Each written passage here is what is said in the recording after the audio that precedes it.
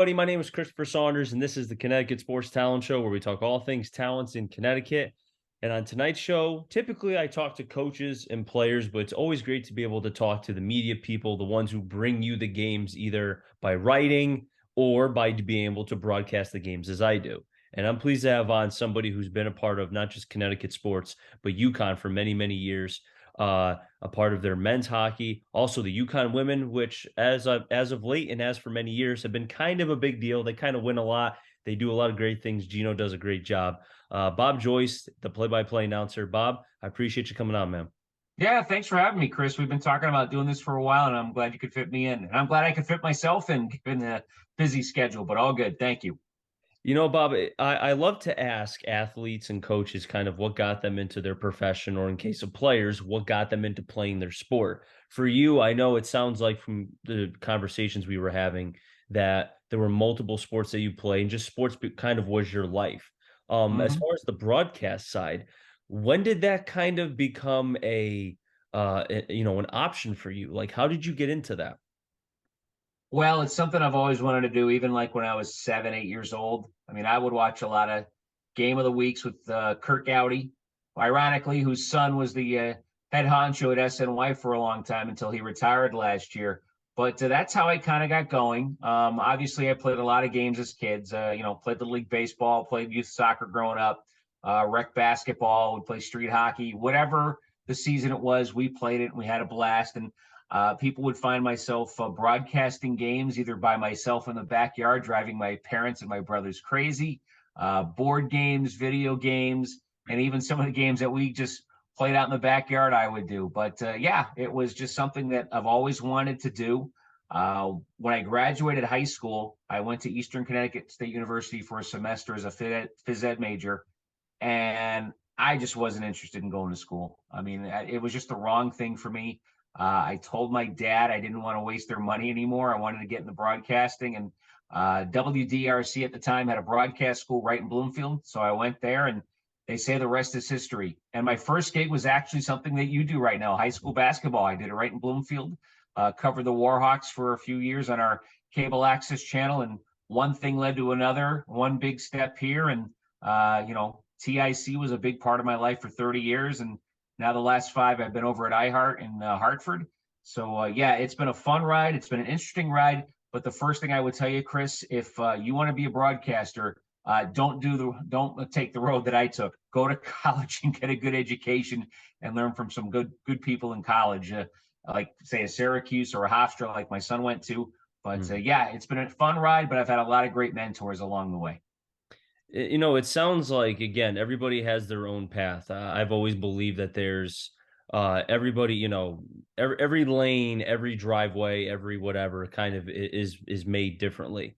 And I know everybody can speak to that. I know yours is different, mine is different, and you never know what the end of the road could be. And it sounds like for you that your path, while unique, you still were able to make the proper decisions, and because every decision has an outcome, good, bad, or Right. indifferent. And it sounds like yours, you were able to make the best of your decisions to its max potential. Right. And I was fortunate in some areas too, Christopher. Like when I was doing the high school games in Bloomfield, at the time it was a place called Continental Cable up in Enfield. They happened to be in Bloomfield covering a state tournament softball game. Stopped by the truck. They gave me info. They're based up in the Enfield area. They covered 7 towns and they did a game of the week. In the fall it was soccer, field hockey, volleyball, or football, basketball or hockey in the winter, baseball, softball in the spring. So you were doing games every week. So I joined that operation. And when I was part-time in radio, working for WRCH, so this would probably be mid to late 80s, Tom Ray was the engineer back then, and he was the engineer for the Whalers with Chuck Caton. And he was getting married, and he wanted to lighten his load a little bit. And he asked me if I wanted to be the producer for the network, actually run the games on game night. And so that kind of fell into place there. Had 10 great years with Chuck. And that job with the Whalers eventually got me into WTIC. And I worked obviously with Chuck Caton, with the great Arnold Dean. Miss him a lot. And obviously Joe and Wayne from their Uconn broadcast, where I started as their producer in the early 90s, and it evolved into more as we got to the turn of the century on air, but it's evolved, and I've been very fortunate.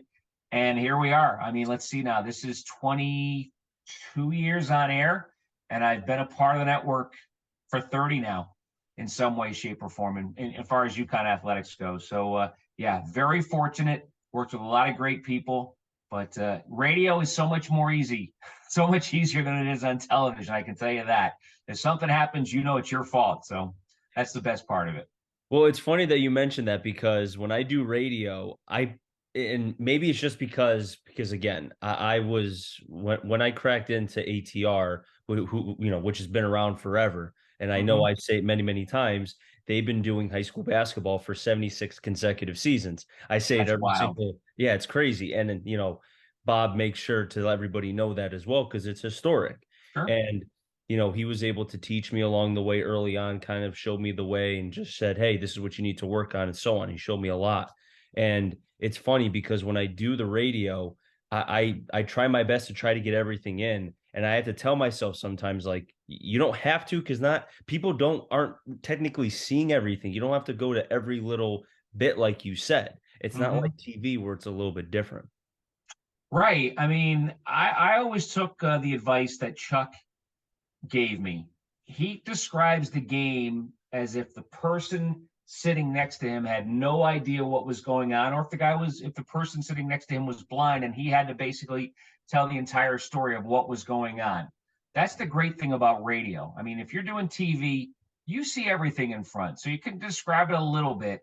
But for radio folks, you're the eyes and ears of that listener. So yes, you have to mention everything that's going on. Now, I don't wax poetic like Chuck did, or even Mike Emmerich. I mean, Mike Emmerich's the ultimate. I mean, even his TV calls could be radio, the way he describes the game. And I miss that certainly for hockey. And I think Mike Tirico and Sean McDonough, Kevin Harlan, Kevin Kugler, guys like that, they do a great job with both mediums. But Mhm. the thing I like about radio, whether it's hockey or it's basketball, you have to be the eyes and ears. And hey, if a shot goes up like a 3-point shot, and Mhm. Joe taught me this from his days working with Marty Glickman, give a little pause when that 3-point shot goes up. Give them a little sense of urgency. Hey, is this thing going in? Is it not going in? But leave them hanging a little bit. Just don't say, hey, takes a shot. Oh, makes a three. If there's a little bit of a pause there, leave them hanging. Give them a little bit of excitement to think about, hey, is this going in or not? And, it works. You know what? I may have to do that tomorrow because I have Holy Cross and Seymour tomorrow at Holy Cross, aka known as the Pit. So I may have to try that a little bit tomorrow to kind of leave people on a cliffhanger. Like, did it go in? Did it go in? You know what I'm saying? Yeah, same with the free throws, too. Yeah. I remember Marty doing that. In fact, the first time I ever heard Wayne Norman on the air was 81 or 82. Hmm. But it was one year that it was Patrick Ewing's freshman year at Georgetown. They were at Old McDonough Gym, and UConn actually won. So this would be Coney Thompson, Chuck Alexinis, Carl Hobbs, who was one of Patrick Ewing's high school teammates. They actually won at McDonough. And just the way Marty was setting up the free throws, just Hmm. leaving everybody in suspense just for that split second. And Joe did it for a long time with UConn too, especially with 3-point attempts. But that's just a fun nugget to do. Leave that listener just hanging by the edge. Hey, is this what's going to actually happen here? Is it going in or not? Hmm. What's Hopefully they don't drive off the road when it goes in either. Yeah, right. I mean, we don't want that. We definitely No, don't want that. no. Um, Now, as far as everybody who gets to their, I don't know if broadcasting for UConn was your dream, and if it was, that's awesome. You accomplished that. But as far as when you set out your path to broadcast, what was the end game? What did you want to do when it was all said and done? Well, when I was little, I mean, I dreamt of being the voice of the Red Sox or the voice of the Bruins. But as my career actually started, I didn't, I mean, WTIC was a big deal. Working for them was the first big deal, and working for the Whalers too. And I don't know, work with them. But as far as the on air stuff, I wasn't really sure at the time when I first did this. I knew it was fun. I enjoyed doing the high school stuff, and things just started to fall into place. So Hmm. I didn't really have any set goals. And obviously, when TIC got the rights to UConn in 92, the 92-93 season was the first year. We weren't even doing women's basketball yet. It was football and men's basketball. We picked up the women's games in 94, 95 when, this whole thing just kind of blew up and has been what it is ever since. But we got towards the late 90s. I'm thinking I could do this. And I was always sending Joe and Arnold and even Chuck recordings of my games, getting feedback. And, eventually doing the UConn women's games was a goal of mine. And in 2001, 2002, and you know how good that team was, that was my first year as Joe's backup. Joe would do as many games as he could, both men's and women's basketball. And we did that for about 4 years. But as the Big East continued to grow, UConn even wanted their own broadcast team. They liked what they heard from me, and they hired me to be the full-time voice. And I was very fortunate, and it's a great gig. So honestly, big picture, I didn't really have a set goal of what I wanted to do. Mm-hmm. Just very fortunate that I just kept my nose to the grindstone, worked really hard, got a lot of advice from a lot of good people, and here we are. And I'll even tell you another story too. When the Whalers left, I was thinking about going to Bristol because I was working part-time in Bristol, and this is when Bob was still there, and it was just weekends for ESPN radio. It was like 6 p to 1A.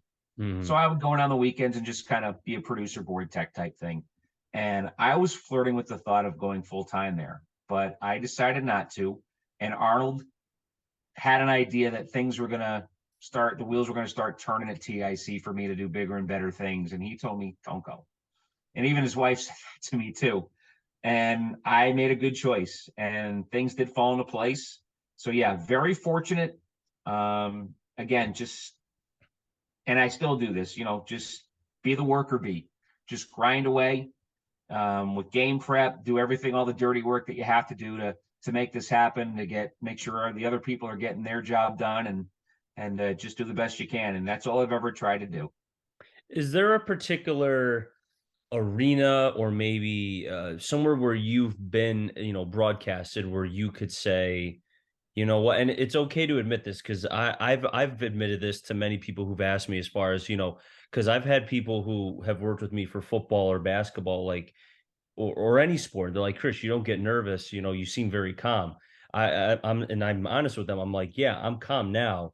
But the first couple of years, and even when Bob stepped aside and I took over, I'll admit I was extremely nervous, and not nervous that I couldn't so much get the job done, but I didn't have the confidence in myself that I could do it. And it took me until, honestly, and I'm going to be honest, when COVID hit and everything shut down and I started doing this and having the interviews and talking to people, it kind of gave me that self-worth of like, okay, I can talk to people.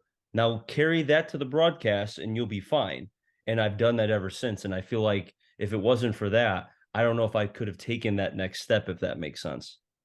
It does, because obviously part of our job not only is doing the play-by-play, but you have to interview a lot of people. One of the great things that I learned from Arnold was the way he connected with not only the guest, but with the listener. One of my all-time favorite Arnoldian interviews, we were at Madison Square Garden in 2000. Sports Illustrated invited us. It was the end of the century celebration for them. And we used to do a lot of interviews through Sports Illustrated with some of the writers. The most notable one, I think, was Alexander Wolf. We would always talk to him about college basketball. So they invited us to New York, and it was like a who's who is in the building. I think, let's see, we had Dean Smith on. We had Christine Lilly and a couple of her friends from the World Cup team. I don't remember who the other two were. Richard Petty, Mike Eruzione. But the best interview that Arnold had that night was with Jim Brown. Jim was a little rough around the edges at first, but then Arnold brought up, Arnold went to Syracuse the same time Jim Brown went. And Arnold started bringing up Syracuse stories and just got him so relaxed. And I'm just sitting there in awe of how Arnold did that. And that's the kind of person Arnold had. I mean, you're talking about a guy who had Ted Williams on his show, Gordie Howe, people like that, Jack Nicklaus back in the day. So he had that ability to put people at ease. And I've kind of tried to learn that from Arnold. And nowadays, I mean, I'm always talking to coaches, opposing coaches for the pregame show. And, I don't have an agenda.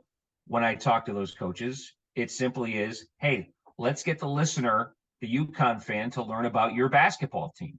Who's playing well? What are you doing well right now? Why aren't things going well at this point? How can you get things together? What are the keys against Uconn tonight? So I've been able to learn that, take that from Arnold, and just put whomever I'm talking to at ease as best as I possibly can, the same way you're trying to. And then as far as the play-by-play goes, yeah, I was a little nervous at first, and I don't really get nervous for a big game. I get excited. I like to see the building come to life. And one thing I always say when the broadcast open goes on, whether I'm talking to Debbie or Adam or whoever my partner is or Wayne and the producer back in the studio, it's like, clap my hands. All right, let's go. Let's play some radio here. And you got to keep it fun and you got to keep it loose. And that's what we do. So, maybe a little nervous at first, but I get geeked up. It's just fun. And the bigger the game, the better. I mean, obviously, you just want to make sure you don't screw up. Well, that's the biggest thing, not trying to screw up and also trying to make sure you don't get, yourself hyped up too much where Right. then the people realize that. Cause I'm sure the people who are listening, if it's a big game, are probably like for me right now, watching Dallas and Tampa, me being a Dallas fan, even though I expect them to lose, I still get anxious because it's like I'm just hoping that I've lived 30 years and I've seen one playoff win because I'm not counting the times when I was a baby because that doesn't count. You know Right. what I mean? Right. Mm-hmm. So Right. I mean, the bigger the game, obviously, it's like the team. You don't show up going 100 miles an hour at the start. You build up the momentum as the game goes on. yep. And obviously, if it's some fun plays get going off the start for the home team and the crowd's going wild, you build off of that. And if you're the road team and it's like if we're at Notre Dame and Notre Dame gets off to a fast start, you kind of stay on an even keel. But you build up to it. I mean, some of the Final Four games that UConn's had in recent history over the last decade. I mean, I've seen two buzzer beaters in overtime in the Final Four. The one that ended the 111 game win streak in 2017. And then the very next year, it's Notre Dame, the same thing in overtime. They lose with a second to go. It's like we've seen this act before. So yeah, you kind of build yourself up as the game goes on, and you just kind of go with the ebbs and flows of the game, and that's how you how you do it. And you just let your voice kind of follow along in that same realm. So yeah, you just kind of build to it, and hopefully you get a good ending. And if not, let's say for Notre Dame. When Arike Agumbawali hit the jumper in overtime, it's like you got to just be bluntly honest. Pull up jumper, good. Notre Dame goes ahead. UConn goes for the win. Shot no good. Game's over. Irish win. But I nailed that call. And even though it's a game that UConn didn't win, that's one of those calls that you're very proud of because you weren't like one of these homers where went in, game's over. You got to be a little bit excited, but yet it's got to be kind of a little lower level, obviously, than if it had UConn made the shot. Exactly. You got to know kind high of energy, but still accurate in your Exactly. Like you said, you got to know where the line is, but then how much exactly. I think that's a great That's right. you just That's said. right. And I think it's funny that you mentioned that because, again, I broadcast in the NVL, so it's like I don't have a favorite team. Even when I was doing games of Sacred Heart, because I'm a Sacred Heart grad 2011. No favoritism. I try to, I show favoritism for all the kids to try to get as much information because you never know if grandma, whoever, and grandpa and auntie and whatever are listening. That's But, right. and I think that's the one beauty. Not saying to not be affiliated with a team isn't great. I would love to. That's awesome. But I think that's the one thing as far as looking at it from a glass half full perspective of not being with a particular team because it's like if prime example tomorrow, see more surprises, right? Because they haven't beaten Holy Cross in a long time. I don't think they've actually ever beaten them under the current head coach. If they were to somehow win, because I have no connection to Holy Cross, I could go crazy. If Holy Cross wins, maybe don't go crazy because Holy Cross has had a very good season, but still, you could still have some fun with it. Does that make sense to you? Yeah, absolutely it does. And you're in a good spot there, Christopher, because of the fact that you are neutral. You guys are doing multiple teams. It's like you're almost like a TV announcer or like somebody working for Westwood One, whether it be like the Final Four for basketball, the NCAA tournament, or what they do with the NFL. I mean, they're traveling around constantly and you're covering different teams. So you can have a different perspective on how the way things go. Yeah, for sure. Bob, I really appreciate you coming on. This was a lot of fun being able to talk with you. It's always fun to be able to talk with a broadcaster who's been as seasoned as you are and as respected in Connecticut for being able to cover UConn sports. I appreciate you coming on, Bob. Best of luck, and I know you'll enjoy it. I try to listen to you when I can, when I'm not having my own broadcasts or whatever I'm doing. But as always, I really love your work, and just I don't have to tell you to keep it up because you're going to keep on doing well. So have fun with it. Chris, that's the whole thing.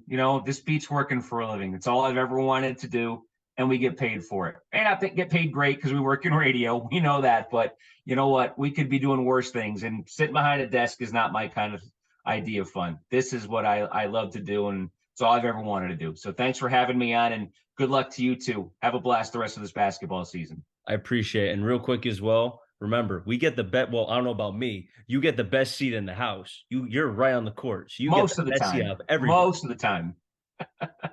That'll wrap things up here on the Connecticut Sports Talent Show. So until next time, stay safe. And remember, CT stands for Connecticut Talent. I'm Marjorie. Find them all. Enjoy the rest of your day, everybody, and be well.